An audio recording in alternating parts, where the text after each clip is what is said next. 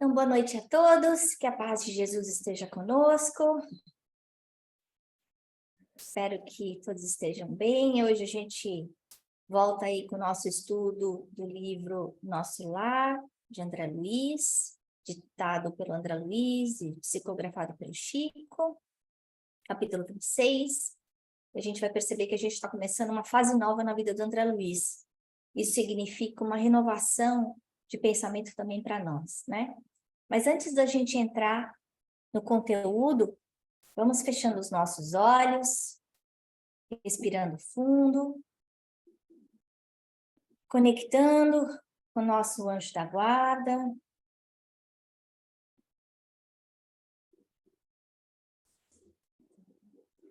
Conectando com o mentor desse trabalho, que nos intui, que nos inspira, que protege a nós e a nossa família, agradecendo pela nossa oportunidade grandiosa de aprendermos. Como a gente vai ver nesse estudo dessa noite, a responsabilidade que vem com esse aprendizado. Graças a Deus. Bem, então a gente está aí no capítulo 6, não sei se vocês estão lembrados, no capítulo 25, a gente teve aí a conversa do André Luiz com a dona Laura, e ela dá um conselho muito importante para ele, e por isso que eu quis colocar de novo nesse capítulo, que é: trabalhe para o bem dos outros, para que você possa encontrar o seu próprio bem. E muitas vezes a gente não acha tempo de fazer caridade, quando a própria medicina já mostrou para nós que uma das ferramentas, um dos segredos da felicidade está em fazer o bem para o outro. Quando a gente sai do nosso ovinho, da nossa cápsula, a gente para de olhar para o nosso próprio umbigo, que a gente resolve estender as mãos, abrir os nossos horizontes em relação à dor do próximo, a gente fica mais feliz, a gente encontra o bem. Jesus mostrou isso para a gente, falou que fora da caridade não há salvação, né? Ele também falou que o bem apaga toda imensidão de pecados. Lembrando a gente que a única forma, o único segredo, o caminho para a gente chegar à felicidade é fazer o bem. Que é só através desse bem desinteressado, que a gente vai conseguir encontrar paz dentro de nós mesmos, né? E aí, André Luiz pensa, no comecinho do capítulo, ele já fala que ele iria às visitas não apenas para observar, mas para também aprender e para ser útil. Olha só que coisa importante, porque muitos de nós participamos de grupos espíritas e nunca temos tempo de fazer nada.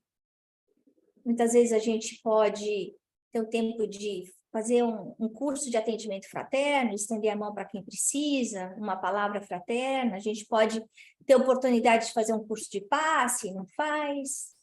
A gente pode fazer um docinho para vender na quitanda, para ajudar a angariar fundos. A gente pode muitas vezes ser aquela pessoa que recebe os outros dentro da casa, cumprimentando, explicando como é que funcionam os trabalhos, mas a gente não acha tempo. A gente, quando muito, acha tempo para ir, tomar passe e sair correndo. Muitas vezes a gente chega um pouquinho antes do passe, porque nem a vontade de ouvir o evangelho a gente não tem. Porque ouvir o evangelho dentro da nossa rotina não cabe. Eu só quero tomar a pílula mágica do passe, saculejar, sacudir toda a poeira, todas as coisas ruins e sair correndo para o meu dia a dia. E aí a gente se esquece uma lição importante, que a gente não está nem aprendendo e a gente também não está sendo útil, né? Então a gente vê essa mudança no core, na parte de dentro, profunda, na alma, na raiz de André Luiz. Ele está meio que reajustando todos os fios da cabecinha dele, pensando, tem que ser diferente. lembrar desse mesmo André Luiz, de alguns capítulos atrás, em que ele estava querendo ser um médico. Ele estava querendo trabalhar no Ministério do Auxílio, sem estar gabaritado com as ferramentas básicas para o trabalho. Lembrando que as ferramentas básicas para o trabalho no plano espiritual não são o título acadêmico, e a gente vai ver nesse capítulo quais elas são, né? E ele mostra essa coisa linda, a prece, o poder da prece. Lembrando que ele está junto do Rafael e que ele era sempre uma vitrolinha, falando o tempo inteiro, perguntando o tempo inteiro, e ele está circunspecto,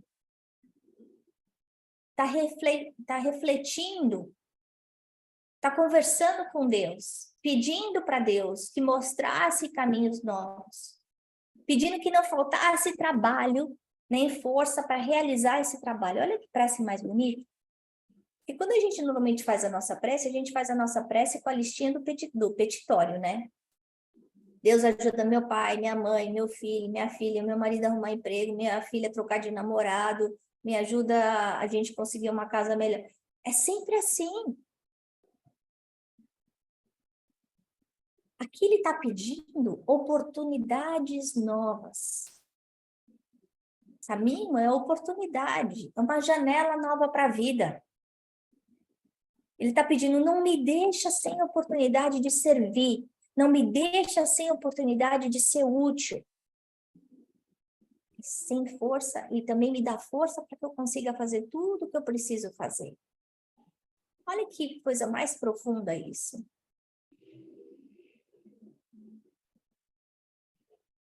Quantas vezes a gente pede por mais trabalho? Quantas vezes a gente pede por mais oportunidade? Normalmente a gente foge delas, né? As pessoas vêm convidar a gente para vir mais vezes no centro, falar, olha, tem pouca gente aqui, a gente precisa de ajuda. Ah, todo mundo está ocupado. Ah, desculpa, eu estou trabalhando demais, o meu marido tem viajado demais, eu tenho um filho, 2 filhos, 3 filhos, 5 filhos, eu moro longe. E aí, os dias passam, a vida passa, e quando a gente chegar para lá, a gente vai olhar para trás e vai pensar, puxa vida, eu não fiz o que eu tinha que ter feito. E aí, muitas vezes, quando a gente quer fazer, a gente já não tem mais as forças para fazer, ou a saúde para fazer. As pernas não respondem, a cabeça não é a mesma coisa. E a gente envelhece. E, de alguma forma, dentro da sociedade, tem essa ideia surreal de que, quando a gente é jovem, a gente não precisa trazer religiosidade para dentro da nossa casa. Isso não é verdade. Seria bom se a gente soubesse, quando é jovem, aquilo que a gente aprende depois de velho. Então, essa conversa com Deus, essa prece, né? É o nosso telefone vermelho, o orar. A oração é a ação de conexão, é essa reconexão. Nós que saímos do Pai, esse Pai que é infinito, que é eterno, que é criador de tudo e de todos, e que a gente, de alguma forma, se esqueceu dele, perdeu essa conexão tão importante com ele. Mas é na prece que a gente faz de novo esse canal. Canal para a gente pedir, para a gente obter, para a gente conseguir receber essas energias curadoras que a gente precisa tanto. Quando Jesus ia curar, ele chegava para o cego, para o leproso, para o paraplégico e falava, o que você quer? Eu acho lindo pensar que o cego Bartimeu fala para ele que eu veja. Ele não pede que eu tire a minha cegueira. Pede que eu veja. E o que é esse ver? Não é só ver essa realidade temporária, superficial da matéria. Eu gosto de comparar essa visão circunstancial da matéria, como a gente olhando para a paisagem do lado de fora através do buraco da fechadura. Se a gente enfiar o olho no buraco de uma fechadura, a gente vai conseguir ver muita coisa, mas a gente não está vendo tudo. Mas Deus está. E muitas vezes essa cegueira é o que leva a gente a cair. Porque a gente acaba priorizando coisas que não são tão importantes na nossa vida. Então, quando a gente for fazer essa prece, essa conexão com Deus, vamos aprender a pedir. Porque se a gente não souber pedir, a gente vai para o caminho errado. Tem aquele ditado que para quem não sabe para onde vai, qualquer vento serve, né?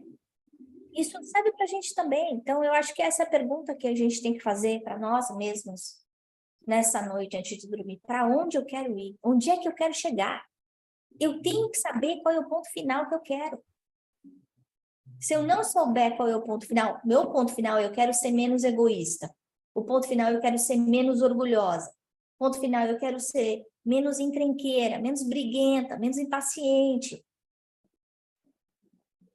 Se eu não souber qual é o ponto final, eu não vou conseguir chegar.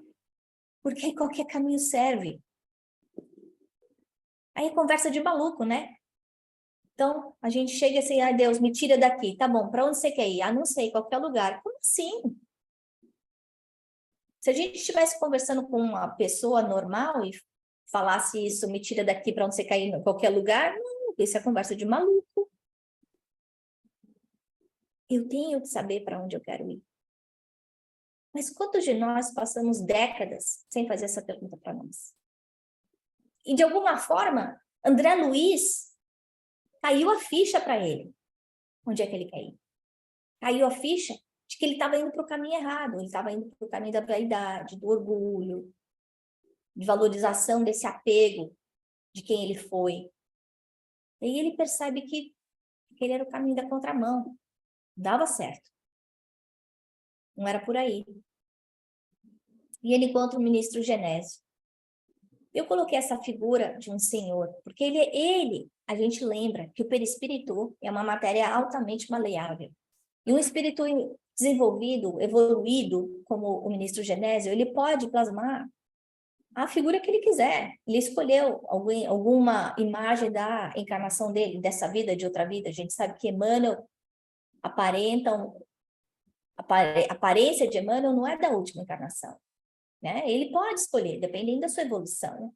Ele podia aparecer mais jovem, mas de alguma forma ele escolhe essa aparência de um homem sábio e cheio de energia.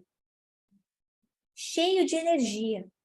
E a gente vê que quando a gente olha para um homem de mais idade, a gente traz aquilo no nosso inconsciente como experiência, sabedoria. E ele vem, conversa com André, como um amigo, com doçura, com simplicidade, sem pompa. Gente, é um ministro. Você já pensou se a gente resolvesse encontrar um ministro na cidade, um deputado, um senador? A trabalheira que ia dar? A dificuldade? Não iam ter tempo. Falar com quem? Você? Ana? Da onde? Para quê? Não tem tempo, não. Mas aí a gente vê a fraternidade. A gente vê que quando essas almas conseguem alçar voos mais altos, a fraternidade universal, essa preocupação de ajuda ao próximo, é presente para todos eles, faz parte do dever deles.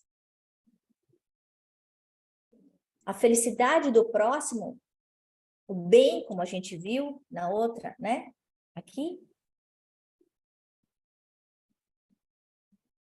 é o caminho. O bem dos outros é o caminho para que eles encontrem o próprio bem. E aí a gente vê a importância do serviço útil, do trabalho, do amor, né? E aí, o ministro fala, olha, a gente está aqui nas câmaras de retificação. E para quem se lembra, a gente estudou aí os diferentes ministérios, as câmaras da retificação são as partes é a parte mais baixa, mais inferior, mais pesada, do ponto de vista de sintonia, de vibração, de nosso lar. A gente lembrando que nosso lar faz parte do umbral. Então, vibratoriamente, seriam as vibrações mais pesadas. Vão para essas câmaras de retificação aqueles que foram trazidos do umbral. André Luiz não foi para a câmara de retificação e ele sabe disso simplesmente por benefício da mãe, por mérito da mãe, mérito de carência. E aí a gente vê de novo a importância da prece, né? Porque André Luiz podia não merecer estar no Ministério do Auxílio, mas porque a mãe pediu, porque o Clarencio interviu, ele conseguiu ir para um lugar melhor. Porque a gente lembra que quando ele chegou no hospital, ele estava reclamando, ele estava com muita dor, ele estava desequilibrado, ele não estava pronto para falar. Ele ainda estava num ponto meio enlouquecido, né? E aí eles entram, e eu acho interessante a gente perceber o tamanho dessa cidade, a complexidade. Eles passam por prédios, e aí de repente eles começam a descer escadas, numa área que é escura. Olha só a profundidade disso, gente. É escura. Porque os espíritos que estão lá, eles não conseguem nem aguentar a luz. Olha que coisa triste. Quando a gente vê que o umbral é escuro, é sombrio, que os abismos ainda são ainda piores, são situações horrendas, a gente vê que esses espíritos não conseguem conviver com a luz, não conseguem conviver com uma atmosfera de paz. Então, não adianta a gente querer forçar, goela abaixo, uma coisa que as pessoas não estão prontas para receber. E quantas vezes a gente faz isso dentro de casa? A gente quer que a pedra fale francês. A pedra não vai falar francês, porque a pedra nasceu pedra. A gente quer que o nosso marido, a nossa esposa, que veio de uma família materialista, ultra egoísta, seja uma pessoa aberta, compreensiva, desapegada, amável. Será que ele aprendeu? Será que ela aprendeu? Para a gente aprender, para a gente conseguir dar, a gente precisa ter aprendido essa lição. E aí o papel dos pais. Porque toda criança que tem um buraco emocional, muitas vezes ela criou esse buraco emocional por causa dos pais. E aí a gente pode colocar que a culpa é da criança? Ou a culpa é do pai, ou a culpa é da mãe? Mas e os pais desses pais? Souberam ensinar humildade, fraternidade, responsabilidade, disciplina? Será? Então, se a gente for pensar por um outro enfoque, que o nosso lar é uma colônia de transição próxima à Terra, e que lá vivem espíritos que desencarnaram na Terra e que estão aguardando a sua próxima encarnação. A gente consegue imaginar que esses espíritos que estão nas câmaras de retificação, que a gente vai ver mais para frente, são os espíritos que estão aqui hoje, agora, encarnados.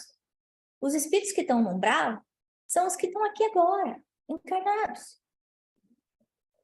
A gente sabe que para cada uma pessoa encarnada, existem 2 desencarnadas. O número total, mais ou menos, de espíritos que vivem aqui no ambiente da Terra, incluindo encarnados e desencarnados, é cerca de 22 bilhões. 1/3 está encarnado, o resto está desencarnado.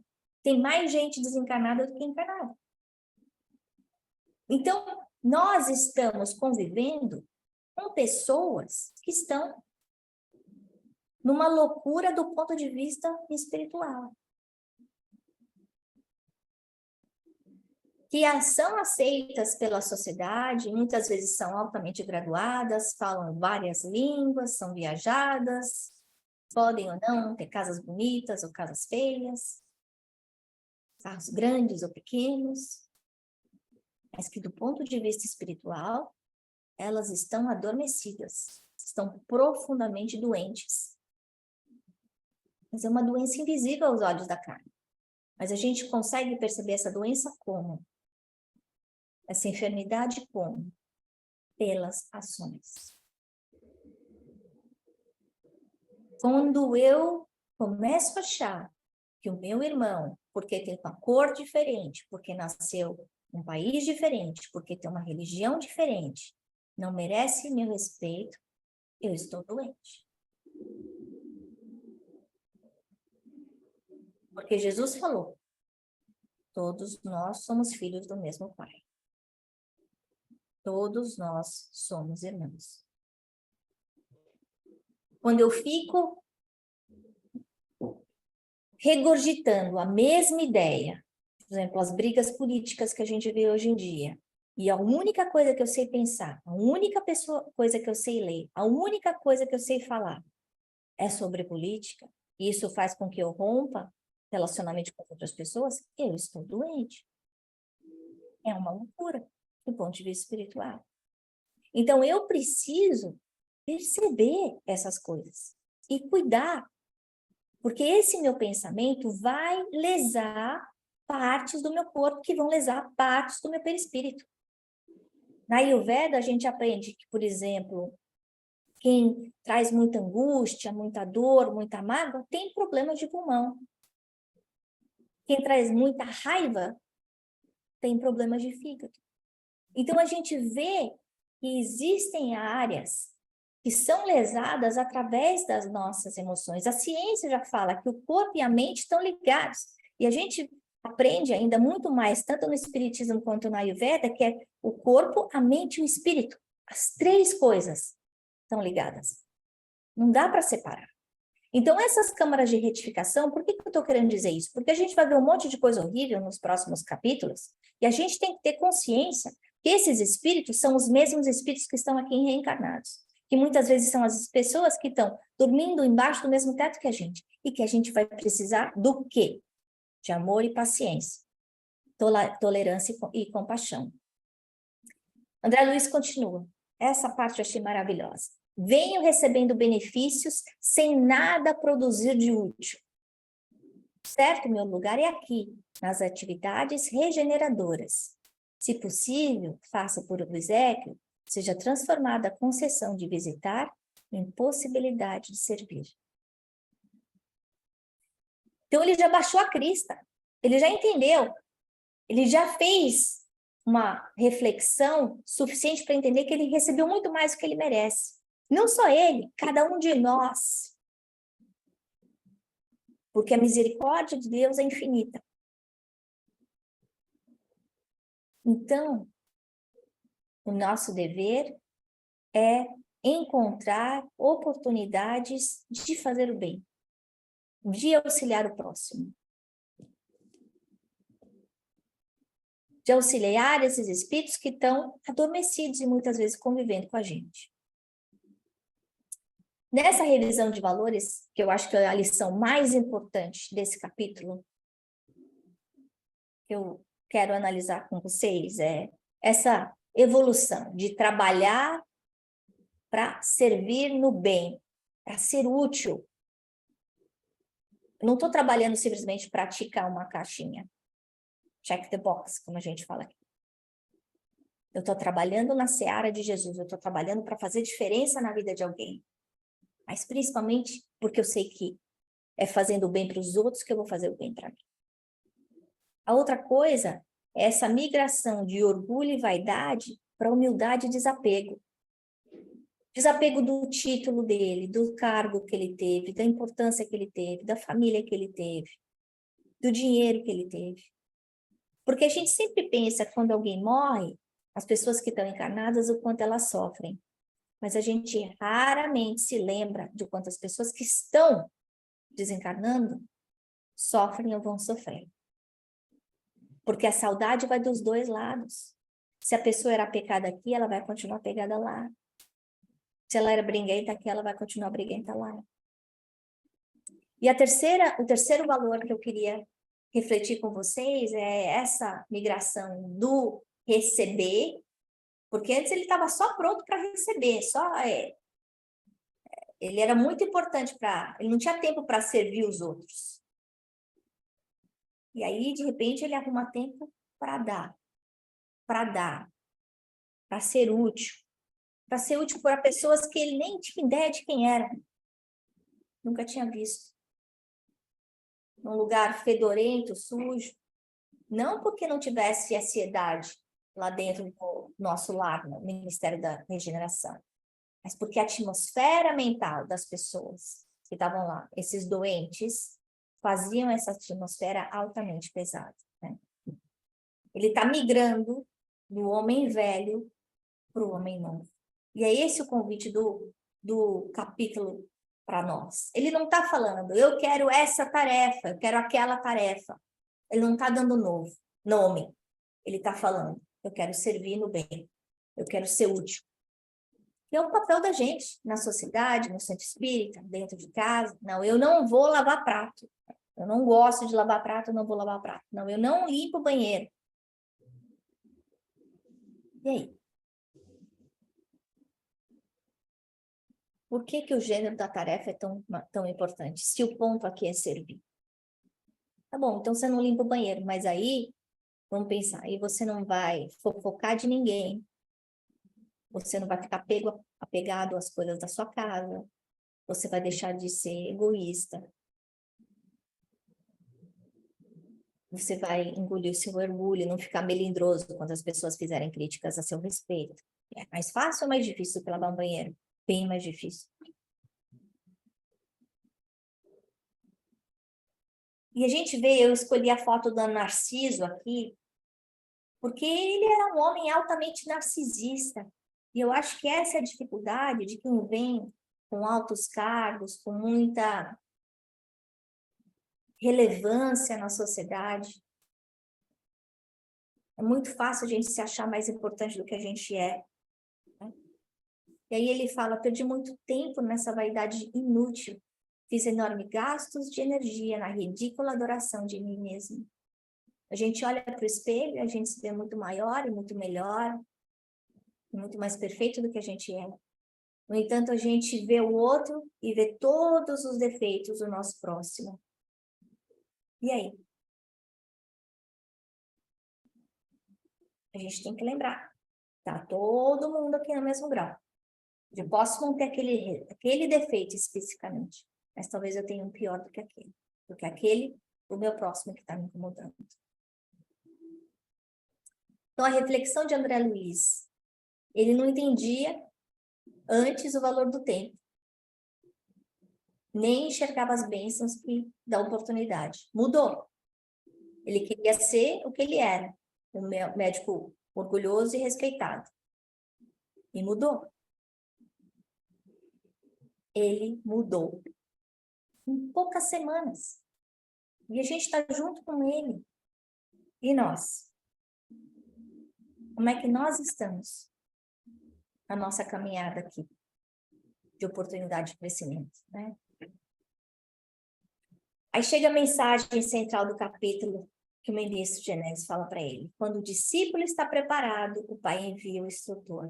Então, quer dizer, qual pode ser o instrutor? Pode ser um câncer. Pode ser um filho doente. Pode ser uma família complicada. Pode ser um chefe maldoso. A gente não sabe qual é esse instrutor, mas a gente precisa ter consciência que o instrutor vai vir em aparências muito diferentes. Aí ele continua. O mesmo se dá relativamente ao trabalho. Quando o servidor está pronto, o serviço aparece. Então, quando a gente receber um convite para trabalhar, vamos lembrar que esse convite está vindo de Jesus. E se esse convite chegou até nós, é porque nós estamos preparados. Então, vamos pegar a listinha de desculpas que a gente tem das tarefas, do trabalho, da família, do cansaço, das viagens. Seja lá a desculpa que a gente usa. E vamos lembrar que se o serviço chegou e bateu na nossa porta, é porque está na hora da gente trabalhar, está na hora da gente servir, está na hora da gente ser útil. E aí ele continua. Essa disposição à colaboração. Não adianta só ter a vontade, o desejo. A gente precisa colocar essa vontade em ação e compreender a nossa responsabilidade, o impacto que o nosso trabalho tem em nós e tem na vida dos outros. Porque às vezes uma coisa que a gente fala para outra pessoa pode mudar completamente a cabeça dela, pode ajudar. Pode tirar a pessoa de uma crise, de uma dor profunda, de um desespero. E aceitar esse dever que a gente recebe, esse convite, essa oportunidade, com humildade. Então, a gente não colocar quesitos, né? Isso eu faço, mas aquilo eu não faço. Se o convite vier, vamos aceitar com humildade. Voltando, a importância da gente saber para onde a gente quer ir, para onde a gente quer chegar. E colocar essa vontade em ação. Voltando ao que a gente falou no comecinho do capítulo. Se eu quero aumentar as minhas conquistas do ponto de vista espiritual, eu preciso trabalhar no meu lado espiritual. Eu preciso achar tempo para o meu lado espiritual. Se eu quero aprender a ser menos egoísta, vão ter na minha vida momentos que vão trabalhar a minha humildade. Como? Através de um filho difícil, através de um chefe difícil, através da perda de um emprego. Essas oportunidades que machucam a gente, que a gente não gosta. Mas é isso que vai desenvolver, trabalhar esse nosso músculo, né? Então, para a gente fechar o capítulo de hoje, para a gente repetir, esse capítulo que mostra aí esse divisor de águas na vida de André Luiz, né, no seu despertamento consciencial. A segunda coisa é essa pergunta de Jesus: o que você quer? O que você quer?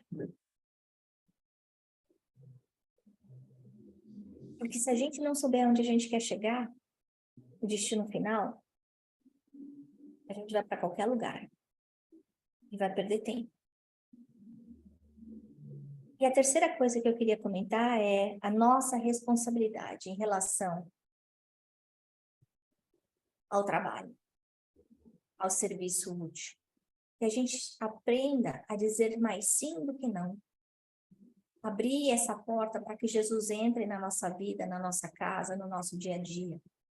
Porque é só através desse bem que a gente vai construir mais bem para nós mesmos. Bom, era isso que eu tinha para falar para vocês. E agora, então, vamos conversar. Oi, Luigi. Bom te ver. Olá. Não sei se eu entrei na hora certa, mas estou aqui. Que bom. A gente está no estudo de André Luiz aqui, capítulo 26. Alguém quer comentar alguma coisa?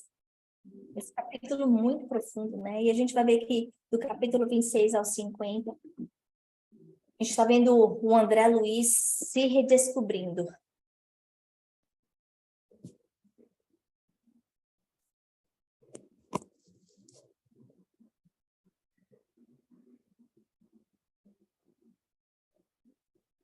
Você está em mudo, mamãe.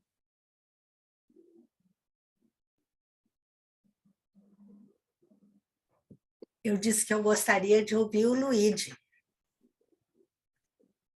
Que ele Nossa, é difícil. Eu não li, eu não sei, eu estou de paraquedas aqui. Eu achei que estava numa reunião, acho que caí em outra, mas é difícil eu comentar. Sim. Mas do que você conseguiu ouvir, o que foi que você gostou? Da mensagem de você estar sempre aberto e falar mais sim do que não. Eu acho que as dificuldades, eu tenho vivido muito isso, muitas dificuldades que estão se apresentando, muitas coisas no trabalho, na tarefa, e A vontade que dá é de fugir, né? De sumir, de falar, meu Deus, não quero fazer nada disso, sabe? Tipo, deixa isso pra lá. E é difícil, né? Até as dificuldades que eu tenha vivido, pensar que não, isso daí tá lá por o meu aprendizado e para o meu proveito, para tirar proveito das dificuldades e encarar elas como uma coisa boa, né? Valeu, você pescou um peixe grande. Chegou atrasado, pensando que não era a sua reunião, e olha aí, está com registro luminoso. Né?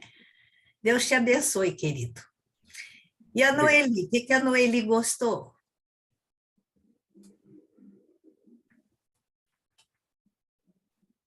Olha, dona Lúcia, eu acho assim que foi para mim. Né? Veio direitinho, o chapéu coube direitinho, né? Porque a gente pensa às vezes que não está preparado, né? Mas se chegou o convite, é porque nós temos que correr atrás. Acabei de comentar isso com meu esposo aqui, né? Eu falei, hoje a Ana falou direitinho para mim aqui. Né? Então, vamos ter fé e seguir o nosso caminho, né? Vou só fazer uma correção. Não foi a Ana que falou, André Luiz falou. E não foi só para você, foi para nós. Né? Então, o recado é sério. Eu gosto tanto da fala da Ana que eu até esqueço que ela está do livro, né? Para mim foi a Ana. Ela ia estar lá na Câmara da Retificação, lá, isso parar com história de vários anos no umbral antes. E a Manu, o que foi que a Manu gostou mais? Eu achei que foi para mim também. Me encaixei direitinho. Ah, que coisa. Como vale a pena estudar André Luiz, né? Meu Deus. E eu vou contar para vocês que de todas essas coisas lindas que nós ouvimos, sem dúvida nenhuma, o que mexeu mais comigo foi essa frase luminosa. Quando o trabalhador está pronto, o serviço aparece, a oportunidade aparece. A misericórdia de Deus se derrama sobre nós incessantemente. Agora, se eu estou dormindo, se eu estou distraída, se eu estou desligada, se eu estou desinteressada, não acontece nada.